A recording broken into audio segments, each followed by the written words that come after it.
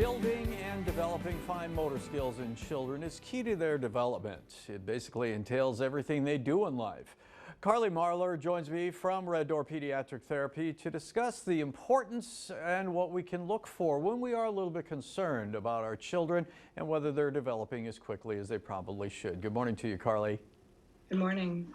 All right, many of us take them for granted, but we don't even think about motor skills, fine motor skills. So with that in mind, what is the definition of fine motor skills? So fine motor skills are the ability, to make movements using our small muscles in our hands and our wrists. Kids rely on these skills to do functional tasks such as, school tasks or even tasks in your everyday life, like playing and dressing, self-cares, including, brushing your teeth, combing your hair, and showering. Yeah, it's things that we don't even think about that we need that ability to do. And like you say, Karlie, it's not just at school, but it's at home as well. Tell me a little bit about age appropriate. What are some of the first signs that you should see in a very young infant as far as some of the fine motor skills? So typically by, age 2, you should be seeing your child be able to undress themselves, start using their fork and their spoon really well.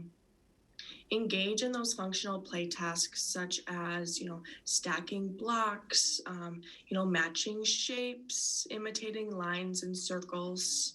And then from there, it just goes up with age. I would think, Karlie, that it's very important to keep your child active, whether it be with toys like Play-Doh or writing or things like that. Talk a little bit about that as far as, rather than just being entertained or trying to be educated in front of a screen, having the manual dexterity and the ability to do those kind of things. Talk about the importance of keeping them involved in something like that. Right. Those fine motor skills are the foundation of giving your child the best ability to do all of their functional tasks. Okay. So having them, get involved with, like you said, Play-Doh. Play-Doh is a great functional task. You can do so many different things with Play-Doh, with their little fine motor and all their fingers. And then we have, Legos, painting, stringing beads to make bracelets, building block activities. All those things are great to work on those fine motor skills for young kids.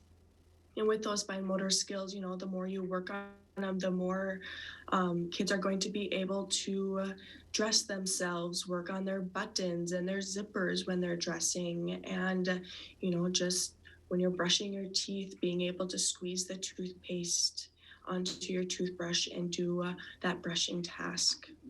I would imagine, too, that there are some household chores that maybe a parent is doing that a child could be invited to help along with, whether that be someone working in a shop or maybe someone doing some housework. I would think anything like that that keeps the fingers and the mind going is also beneficial. Yeah, I mean, anything you do in the day, you're usually using those fine motor skills. So helping your dad in the shop twist on little nuts and bolts are great fine motor activities, or helping your mom, in the kitchen, closing Ziplocs or opening containers. That's all great fine motor skills for kids to be working on.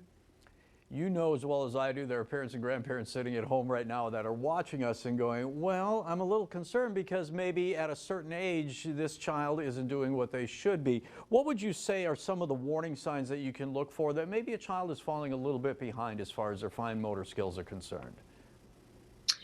You can look at like how they're grasping a block. Are they using all of their fingers, or are they able to use, just their 2 fingers to be able to pinch the block? And same with like little beads. Are they able to pick up little beads with our pinchers, or are we using a kind of a big grasp when we are trying to pick up things? So that's one of our big indicators that we might be having some tricky times with using those fine motor skills. How old should a child be? We mentioned Play-Doh and Legos and things like that, but at about what age would you say that they should really start, rather than just being something in their hand, that they're actually doing something with it, and whether it be Play-Doh, forming it, or Legos, maybe putting things together? Yeah, like I said, by age 2 is a really, Yeah, great yeah. age to look at. That's when we're really getting into all of those daily tasks that we're doing, such as dressing. So being able to undress themselves, Okay. and being able to use our fork and our spoon when we're feeding ourselves. So if we're not able to be able to grasp that spoon and get it up to our mouth, are we having a lot of spillage off of our spoon when we're getting up to our mouth, especially like if we're eating cereal.